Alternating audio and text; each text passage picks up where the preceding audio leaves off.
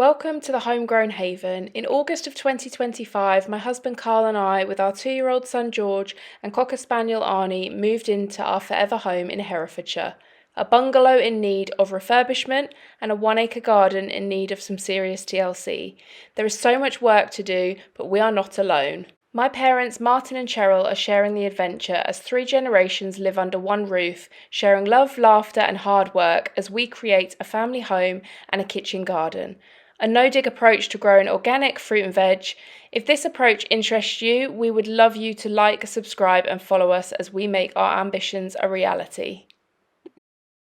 Welcome back to the Homegrown Haven. We moved in August of 2025 and we're now in February 2026, so we've been here 6 months. Can you believe it's been 6 months already? Yeah, I can. Yeah. Your head has been My head, my back, my knees. Yeah, everything's 6 months shot. It feels like we've been here 6 months, but at the same time, it feels like we moved in yesterday. It flew by. Yeah, it's been a whirlwind. It's been the most exciting 6 months of my life, I think. Yeah, without a doubt. If you take out the marriage and the 3 births of my children, this has been, well, 2 of them at least. The 2 that don't live with him. Yeah. The boys were so much easier. Anyway, we digress. So we thought we'd share with you, in the house and on the land, the changes that have occurred in those wonderful 6 months. So let's do that now. In the original land tour, I divided the garden into thirds, and we'll do the same here for continuity. So on the top lawn nearest the bungalow, the things that have changed. First of all, through the whole garden, the hedges are now trimmed and under control and look very neat and tidy. Over here where the oil tank is, I've put brand new beds. The front entrance, which we'll take a brief look at in a second, has been revamped and looks really attractive. But the rest of it is really just lawn, with the exception of what we call the pond flower bed. When we got here, that was a boggy, swampy pond that hadn't been touched for years. It's been filled in, it's full of flowers and bulbs, and it's going to look a real feature come the spring and summer. The patch of soil in front is going to be turfed come March and incorporated into this lawn. This lawn is staying. As I move round, this lawn is going, and it's going to become the patio up by the house. So this will all be dug up and slabs put down. And I mentioned at the time that the ground over here was being allocated for something else. You now know it's for my mother's granny annexe made by Home Lodge Buildings Limited, and it's going to be a wonderful feature. And again, that will have its own patio and living area, and it's in the process of being built now, and you saw that in the previous episode.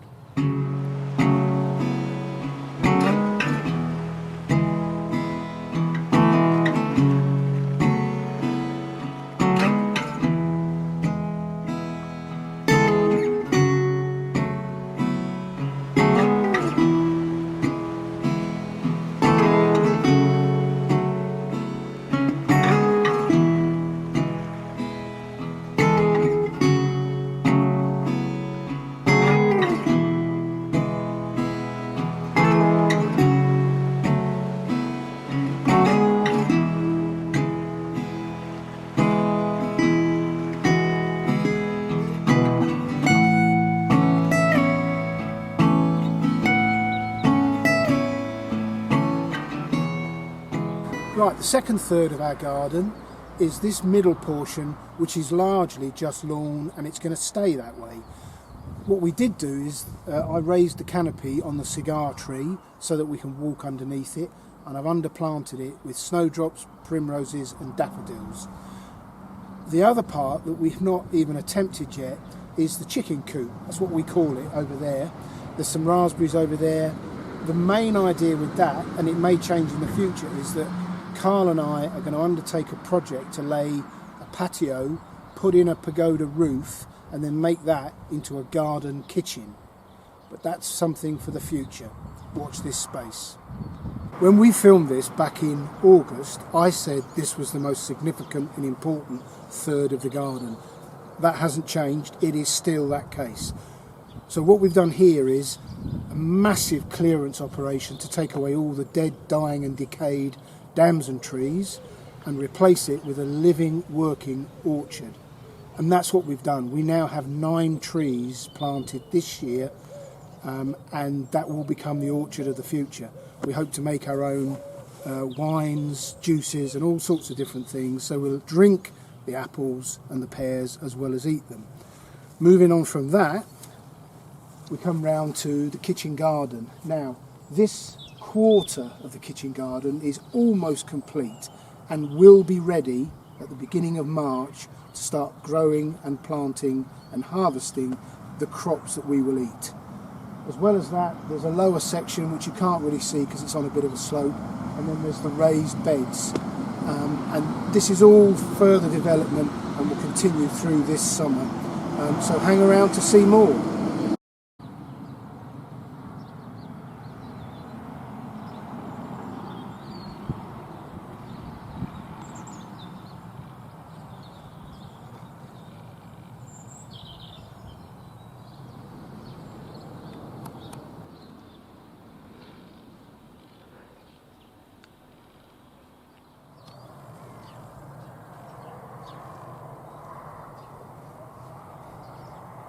That's the 3/3, but the other piece to mention is what we call the working area. And the working area consists of the wood store. The wood store was here when we moved in. We've just reconfigured it to take far more wood. And as we speak, it is full up with firewood. I'm really pleased with that. We then have a small wood store, which at the moment has got my lawnmower in. More of that to come. Moving round from that is the 4 compost bays that we built. They're now complete and they've got compost accumulating in them. It's also a general work area where I'll fill potato tubs, maintain the equipment, etc, etc. From there we've got the greenhouse, and I have 18 of these blue barrels dotted around the garden, all accumulating and storing water. If we use taps, we've failed. Greenhouse is all set up ready for spring and is full of seedlings right now. From there we move to the other exciting development, and that is the fruit cage. The fruit cage is now complete. It's full of raised beds. We've got 4 blueberry plants in, 3 beds of strawberries, and tomorrow I go to collect some raspberries and more strawberries. So more exciting developments there. That completes the garden and what we've achieved so far. I'm absolutely thrilled with what we've done. So as mentioned, this is the area the fruit cage is going, and the bamboo canes mark the 4 by 6 metre area that it's going to use.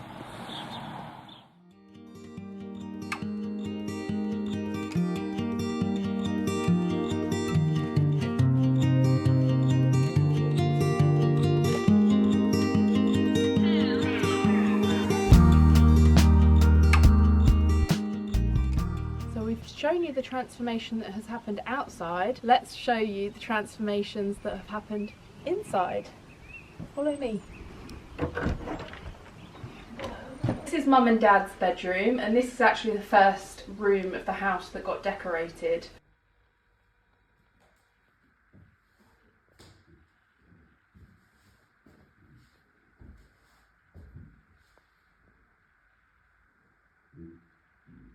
So paint, wallpaper,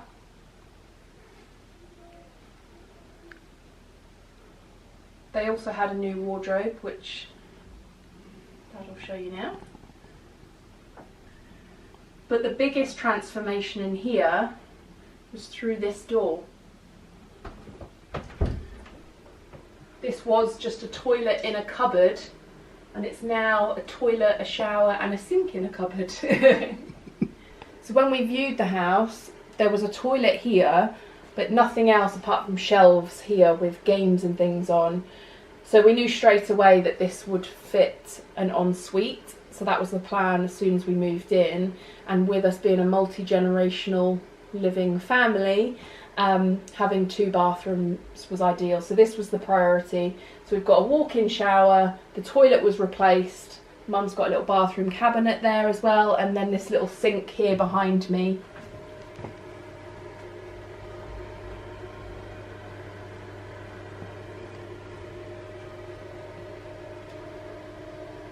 So after Mum and Dad's ensuite project, which we were actually really lucky because we have 2 builders as neighbours, so one of them did the ensuite with Dad's help, he was an assistant. The next project that we really were keen to do was transform the fireplace in time for Christmas, which I'm pleased to say that we were able to do. So before it was what it is now, what you can see here, it was just this fire with the tube going up through the ceiling and it was all exposed, whereas I personally wanted a really nice surround, and this was exactly what I had in my mind. And as you can see, it's in full use. We didn't replace the fire itself, they just polished it all up. We replaced the glass on the front, so it looks like brand new, but the fire is actually the one that was originally here. But obviously they built this surround, and these are brick slips on here, and put this oak beam on there. And I think you'll agree it makes a really nice cosy vibe. There are still a couple of things we want to do in here, and that is perhaps some sort of blind on here. Again, we're not too sure because it's a bit of an awkward shape, so potentially blinds on here, and curtains over on this window we do need, especially once my grandma moves into the annex. We'll want a bit more privacy, I'm sure, and so will she. And the other thing in here that we need to do and would like to do this year is replace the carpet. The flooring throughout we haven't touched yet in any of the bedrooms, so that is on our agenda for this year, fingers crossed. So, while you're getting ready, what's happening today at this end of the bungalow? Well, it's very exciting because we have these 2 small radiators here, which isn't so exciting, and they're a right pain because they go either side of our bed where our bedside tables go. So we are getting them removed, and we're getting one bigger radiator put under the window. So he's going to be here for about half an hour, and then that means we can actually start decorating the bedroom. Wallpaper, I've already picked. Because you're feeling a little left out at the moment. I'm feeling very left out. Up that end of the bungalow is looking pretty luxurious, and down here, well, you can see. So we're going to have 2 tradesmen in the house at each end of the bungalow today. We are, yes. But once these are done, wallpaper, I've already scheduled Carl in. I've got a date booked with him to wallpaper. Then we can order some bedroom furniture. Hang on a minute, I've got work for him in the garden. No, I'm the wife. I take priority. Right, okay. And yeah, and then we can get in here looking nice, because at the moment it looks like a storage. So if I come back in later today, I'll be able to video 1 radiator under the window. Hopefully, yeah. Excellent.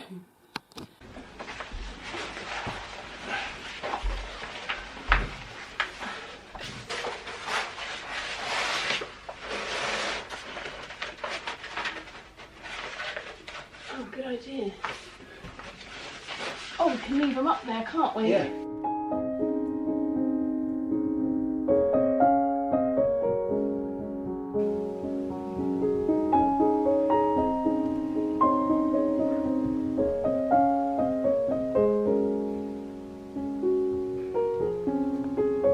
And then the final room that we have transformed, this is George's bedroom.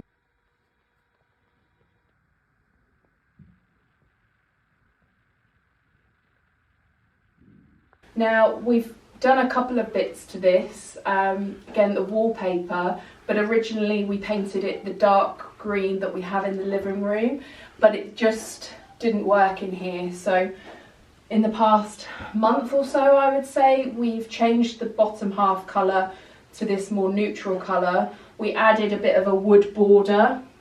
I would love to have full panelling on the bottom half, but again, we have to work with what we've got at the moment, and it's just not a priority. But I think the wood border just around the edge to separate the paint from the wallpaper adds a really nice touch and finish in here. And then we ordered George some new furniture, so he's got a proper wardrobe. He is 3 this year, so we felt like he needed more space for his clothes. Drawers, a good toy box, and then we changed his curtains as well to what we originally had up in here. But again, like the rest of the house, the carpet still needs changing in here. But apart from the carpet, this room is pretty done.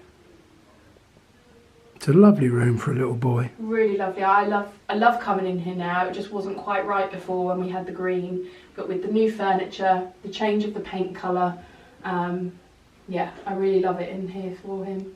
This room has literally had a very small makeover only in the last week. So this room is actually the room that we were the most happy with when we moved in. It's a very big bathroom, and actually it's fine, but in the last week Carl has repainted the walls because it was all just cream.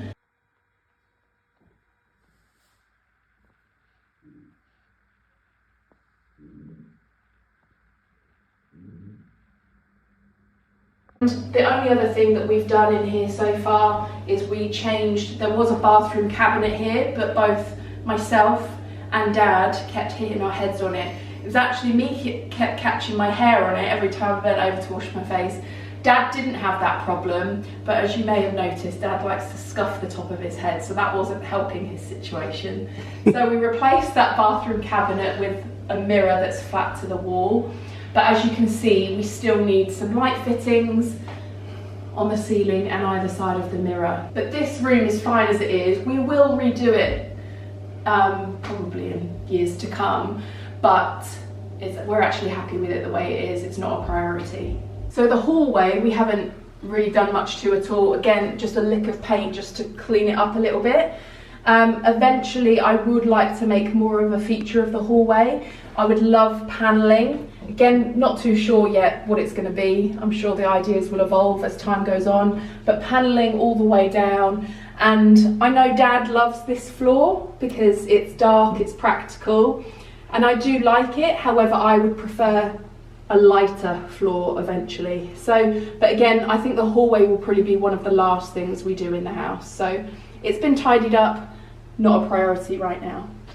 And that takes you in to the biggest project of the house, which has not been touched in the slightest. A new oven. New oven, yes. It's actually, oh, what's cooking in there? The new oven, when we got here, the oven was quite dirty, and we decided rather than get into trouble for saying it was dirty, but it was, and rather than spending hours scrubbing it, we thought it would be better to just replace it, and for the cost of what it was to replace it, it was worth it. So we did replace the oven. We haven't even painted in here. We did have a good, I say Mum mostly. I did the higher cupboards that Mum couldn't reach, but Mum mostly cleaned in here. So this is our next big project that we really want to tackle. Whether it will be this year or not, I don't know. But I have big ideas for this room. I would love to extend a little bit out this way so that our porch, which again is a room that hasn't been touched and we're using as a utility room, I would like to continue using the porch as a utility room, but the outside of it just needs to be redone and look a lot nicer. But I would love to extend the kitchen out so it joins the porch. We get a bit of a longer kitchen, but what I envisage for this room is the kitchen, and again this might change, but the kitchen being up this end, then a dining area like we have it here, but in the middle. This will get knocked down and open this space up so much more. Dining area here, and then hopefully, if it all fits, perhaps a sofa, TV sort of area this side, so that this really can be used a lot more in the summer months, because we have this beautiful view of our acre and we really want to maximise on it.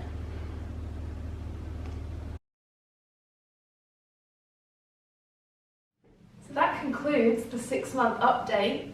We are really pleased with the progress that we've made up to this point. I think we have to remind ourselves sometimes when we think that there's still so much to do that we have only been here 6 months, and I think you'll agree that actually we've done a considerable amount both inside and outside the house. I just told him, I called him in from the garden to film this end bit, and I said, you're definitely moving slower and slower each day. feel it, I feel it. Thank you to all the subscribers. Thank you to all those who leave comments. It's wonderful to see the channel growing. We must be doing something right. Yeah, we've had a real surge after our last video, so we're grateful to all of you, and welcome also to all of you that are new here. I hope you've enjoyed this video, seeing where we've come over the last 6 months. And if you are new here and you're not yet subscribed, we'd love if you would subscribe and join us for the next 6 months, because we do know that next month, the 4th generation, is going to get busier around here, is moving in to the annex. She will be joining us in March, and then beyond that, the timescale for things is a little bit unknown. But we will obviously, lucky for him, he's retired, and so is Mum, so it's down to me and Carl, and so it should be. But yeah, if you'd like to stick around and see what else we do over the next 6 months, we'd love to have you. Thank you very much for watching, and we'll see you next week in our next video. Bye.